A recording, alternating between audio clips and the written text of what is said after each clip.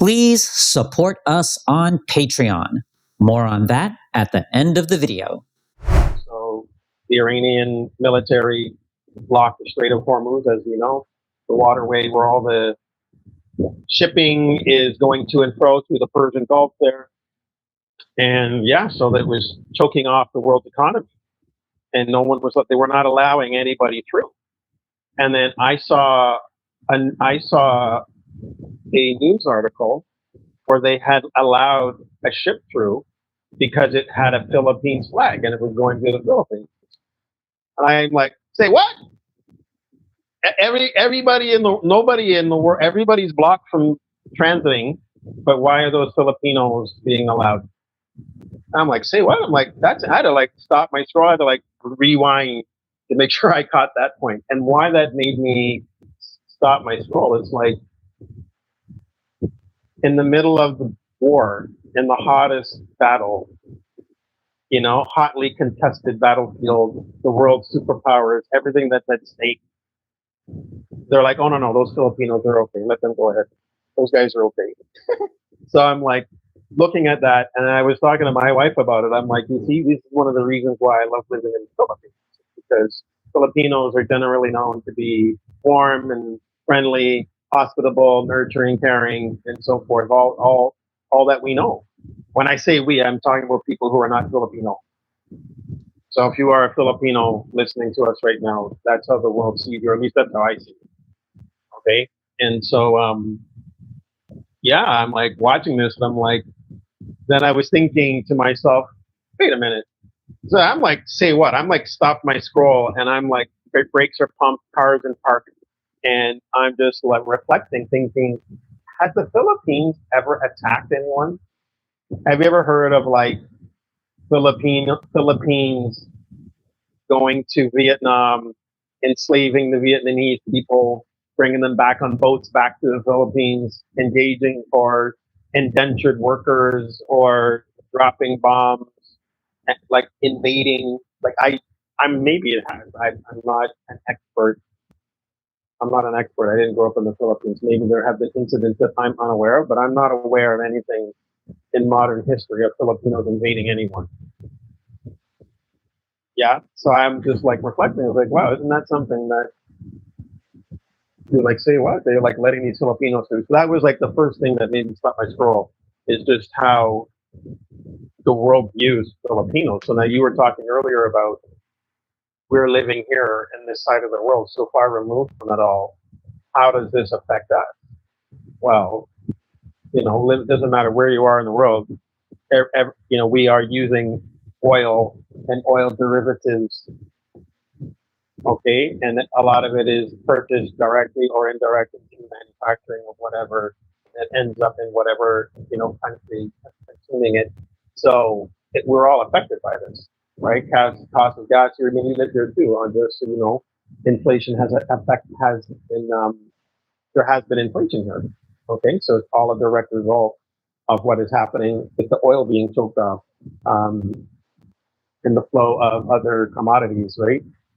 Because of the war. So anyway, that was my first moment. I say what? So it's like, wow, I'm so grateful to be living in the Philippines, because I feel like I live in the safest place in the world, right? The snakes aside, right? And the crocodiles and maybe the whatever in the ocean if I'm swimming. That aside, like I feel so much safer there, right? And you have things happen in the news, it's not like it's a utopia. It's not a perfect society by far. It's not perfect by far.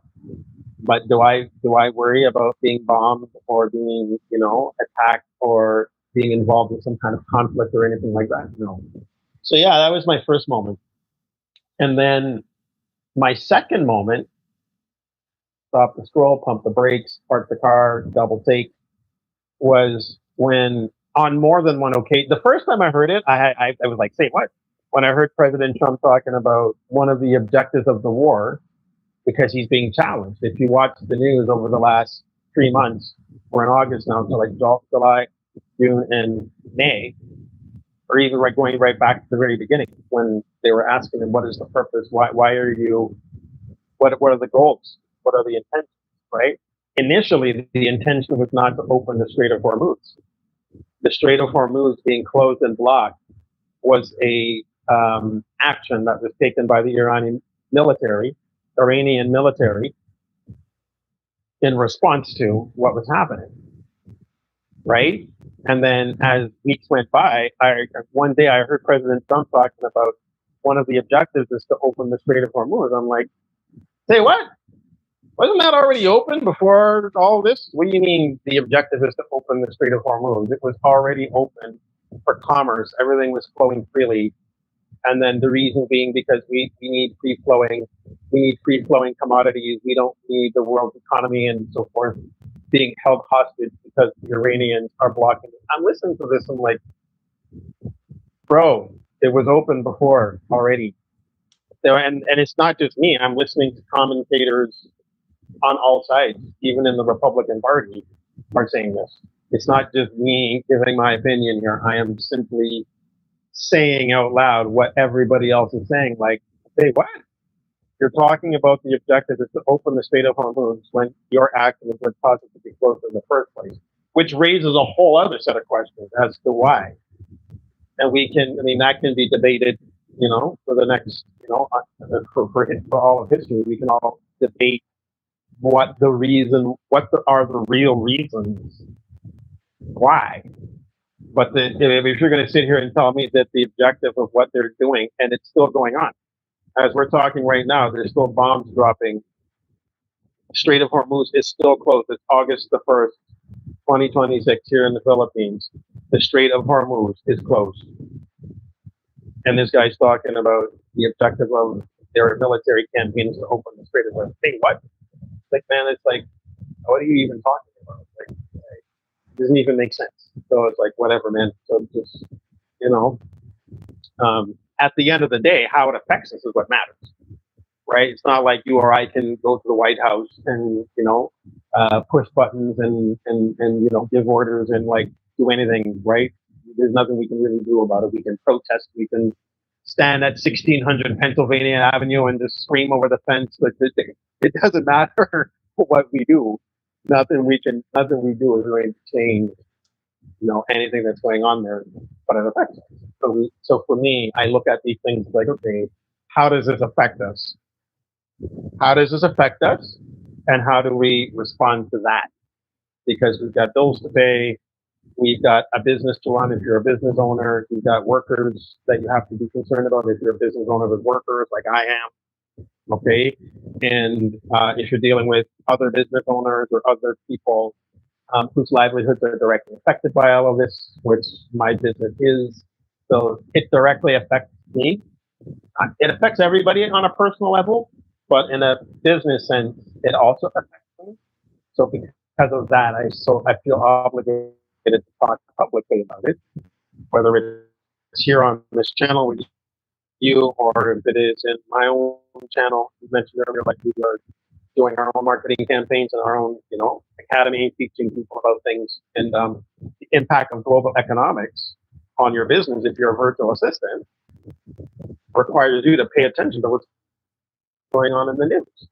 You don't have to have a political leaning, Republican, Democrat, left, right, whatever. You don't have to have a political leaning to pay attention to what's going on.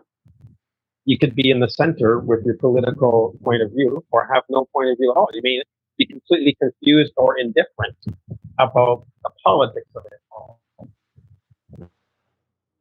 But when you go to the grocery store to buy a bag of concerned about, because if there's too much month at the end of the month, it would be prudent, even for a layperson, to pay attention to what the heck is going on,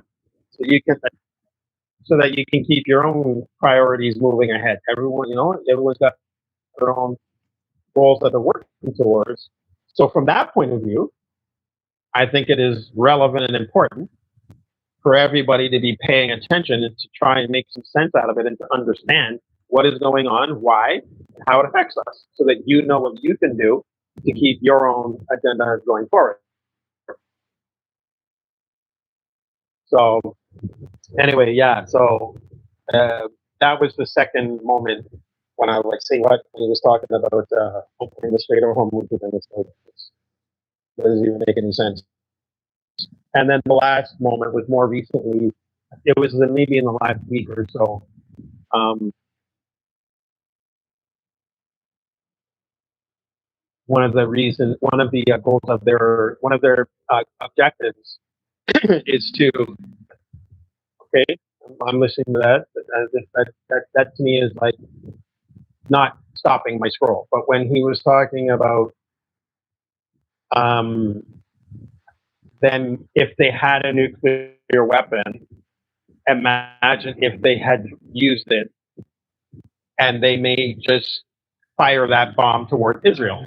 So he made this comment about the Iranians having a nuclear weapon and then using that and dropping a bomb on Israel and the effect that would have on um, Israel, and Israel would cease to exist. So when I heard that, I'm like, yeah, that would be terrible. I don't want that to happen. There's only been one country in the history of humanity that's ever used an atomic bomb. And I'm like, you're trying to tell me I should be concerned about those guys over there when you, America, are the only ones to ever actually have used those atomic bombs. Right? So right. I'm like, what are you even talking? Like, what are you even talking about? And is that to say that it's okay for whatever other nation, however you feel about them, right? I don't care intentionally and with aided and abetted by. So anyway, so yeah, so all these things is like makes me stop. It's like I don't.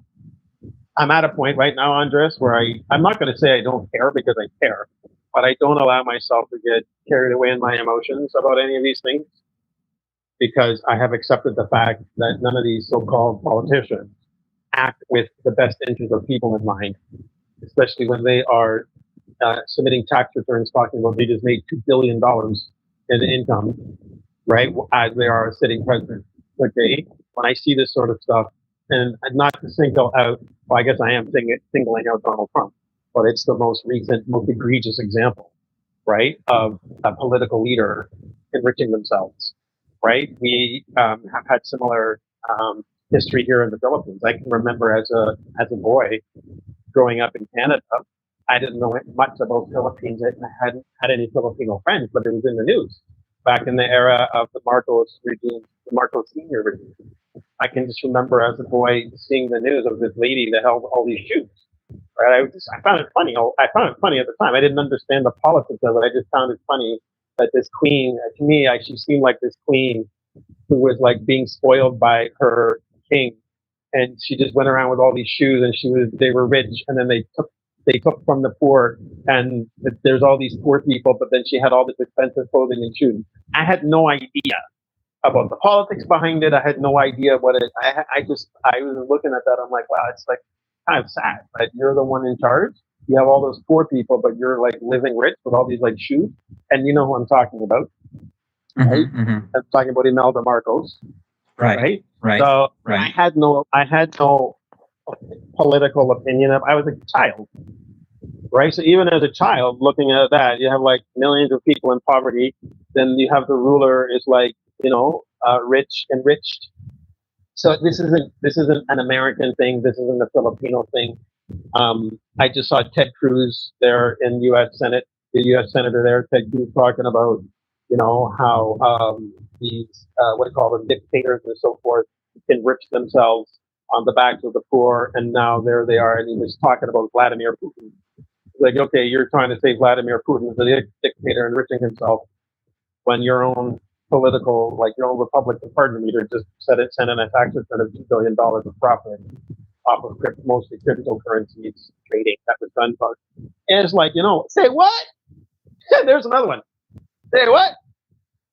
You're pointing the finger at all these dictators around the world when your leader just submitted his tax return showing a $2 billion off of crypto trading. Come on, man. Right? And it's universal. When I see universal, I mean like pick a country and you can have a story about corruption. So I'm just like listening to this stuff and like to say, you know what? If the price of things is going up as a result of all this stuff, what do I need to do? How do I need to adjust my sale? If I am a virtual assistant agency owner, if I've got VAs in my team that's concerned about their incomes, if I've got clients now, which is what I want to talk about is the clients, business owners, people that live in places like the United States, for example, because you're from the US, or Canada, where I'm from, where a lot of the clients come from, that Filipino VAs, since we live in the Philippines. I don't know where your viewers are in the world, but if we're talking about the virtual assistant agents industry, okay, a lot of the clients that VAs serve tend to be in the United States or Canada, North America. It's quite common. All right. So if I'm in that industry and the price of everything's going up and I need to earn more income and I'm concerned about that, well, I'm here to say today that this war is good for your business. This war is good for your business. When I say it's good for your business, what I mean to say, people dying is not good for anybody's business, but I'm just talking about dollars and cents and economics of it. If you are in a business that is rising because of the effects of a war that is happening, and you are working in that industry and you're losing sleep or concerned about what does this mean for me? Well, when you have business owners in the United States where the cost of everything is going up and you want to keep your business going, you want to look for ways to cut costs. Okay. And one of the ways that you can cut costs, here's a shameless plug, hire a VA from the Philippines. Moneygarden.ca, we provide.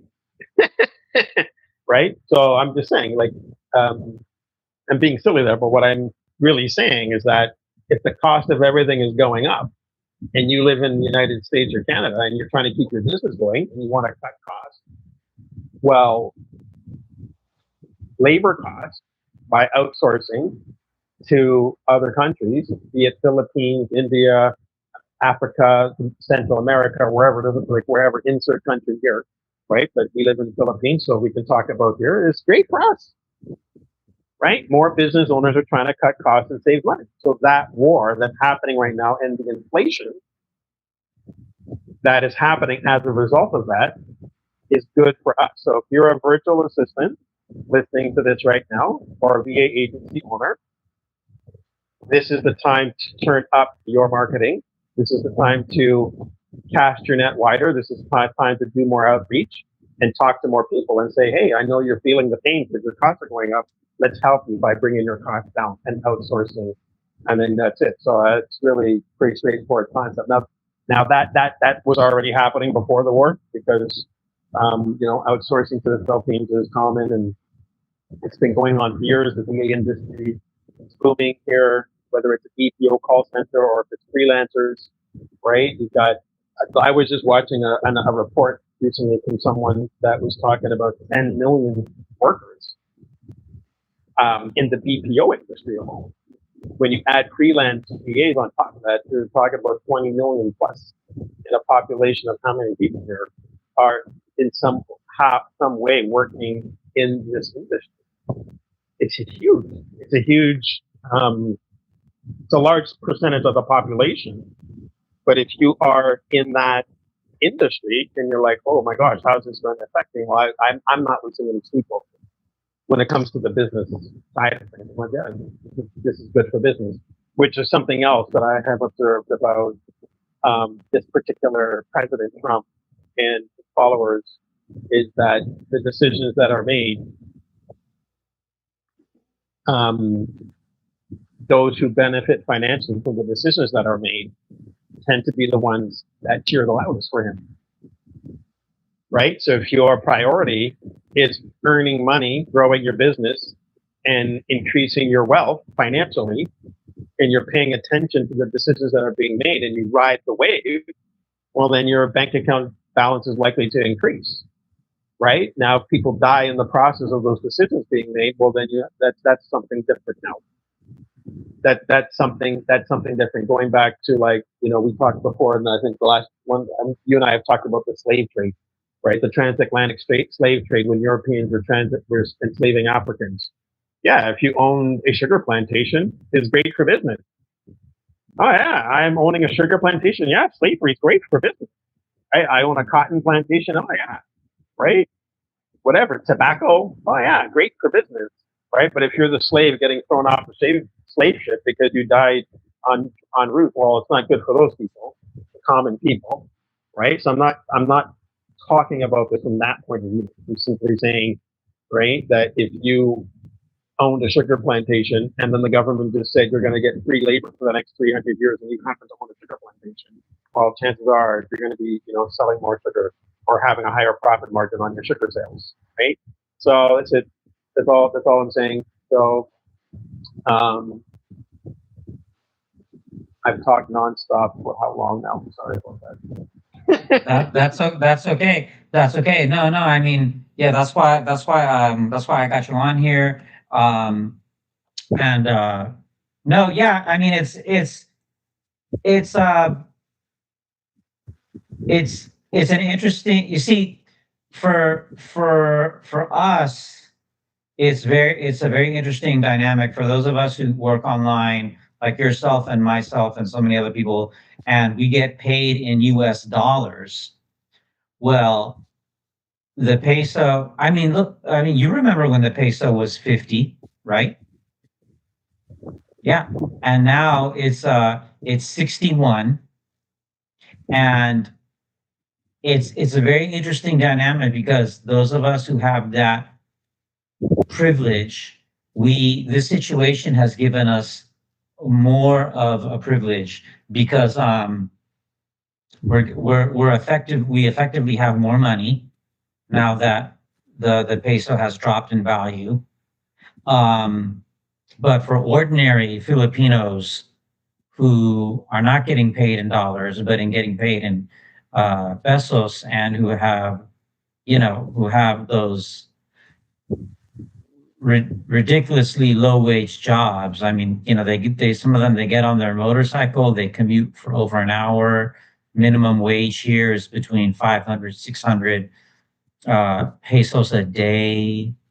Now, I don't know how much, like at these expensive, maybe like high end restaurants, they maybe make a little more.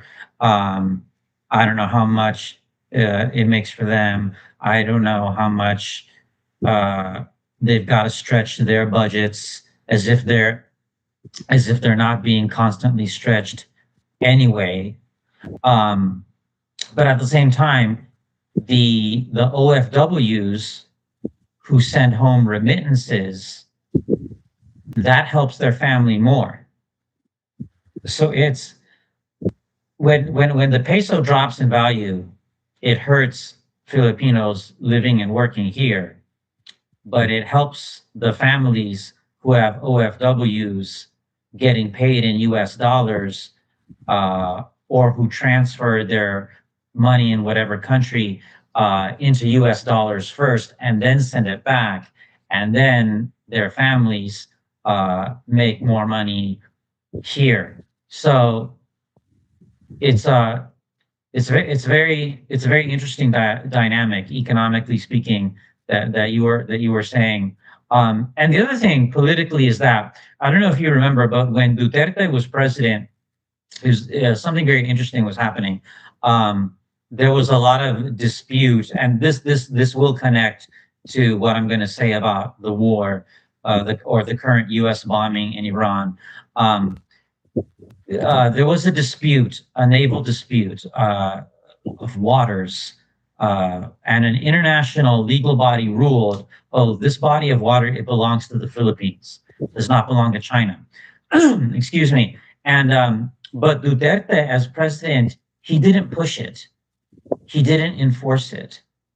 He didn't tell China, "Hey, that's ours." Okay, and that was because he wanted Chinese money in the Philippines. Now, what does this have to do with the war in Iran? I think, I think, in my humble opinion, the U.S. is such a destabilizing force globally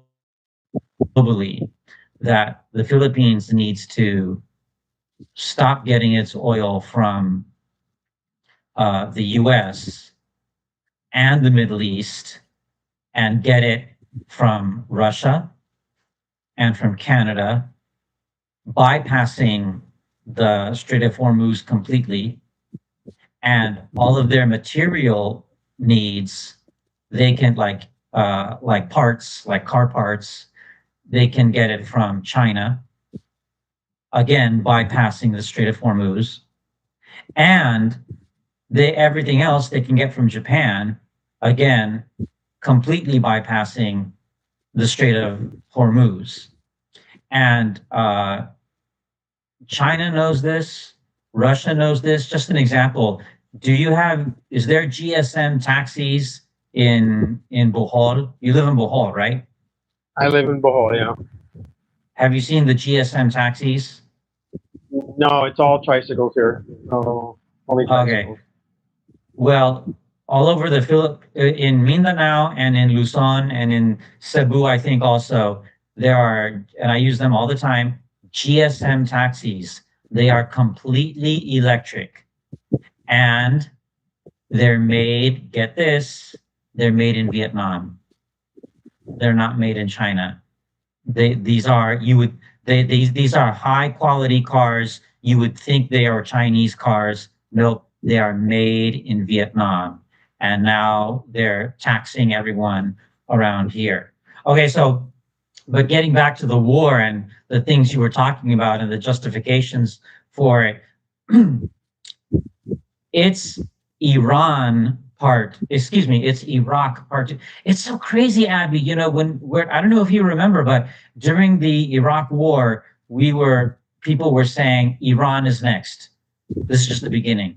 We're going to go to Iran. We're going to go to war with Iran. And here we are, over 10 years after the Iraq war has ended. Fact check me on the exact number of years. But we are at war with Iran. And I personally don't like calling it a war because there are no troops involved. Are people dying? Yes. And I don't want to make light of that. That's serious. But it's part of the strangeness that I mentioned earlier of this war. We're not invading with any ground forces at all. We're bombing them, and then we stop bombing them, and then we start bombing them again, and it keeps going like that. And the thing is, in the Iraq war, they said, oh, in 2003, we have to take out Saddam because he has nuclear weapons. Well, we know for a fact that we knew for a fact that Iraq did not have nuclear weapons. We knew for a fact that Iran had no nuclear weapons because of the Obama deal, which Trump tore up when he came into office. The religious leader of Iran, he issued a fatwa against nuclear weapons. Basically, in Islam, he said it is haram. It is a sin to even make these weapons, for them to even exist. Okay. So first we're saying it sounds so much like Iraq. First we're saying we've got to bomb Iran because of their nuclear weapons, because we have to give their people freedom. Interestingly, Chris Hedges has pointed out, you cannot liberate, this is different but related, you cannot liberate the women of the Taliban with industrial weapons. You know, you cannot dropping bombs on the women of Taliban is not going to liberate them. So the same thing here. First they've got nukes. Then we got to give them freedom. Then, we got to liberate the women. And now, but here's the strange thing. There was no buildup. Remember, there was a buildup to the Iraq war. 9/11 happened. We went into Afghanistan, and then they built up the case to go to a war with Iraq. 2 years after 9/11, we're at war with Iraq, and then one day out of the blue, no buildup, no justification, we're bombing Iran. Say what? If you want independent news and commentary and more, this is the place. This is Risky Edges. My name is Andres Chang. We have no corporate sponsorship. We have no corporate money. It's just me, my tech guys. So please support us. Help us blow this up by smashing that like button, commenting, sharing, subscribing, turn on bell notifications. Thank you very much. Please support independent media. Thank you. Please support us on Patreon. We put nothing behind a paywall. So if you support us on Patreon, you are also helping those who can't support us on Patreon. Link in the description. Thank you.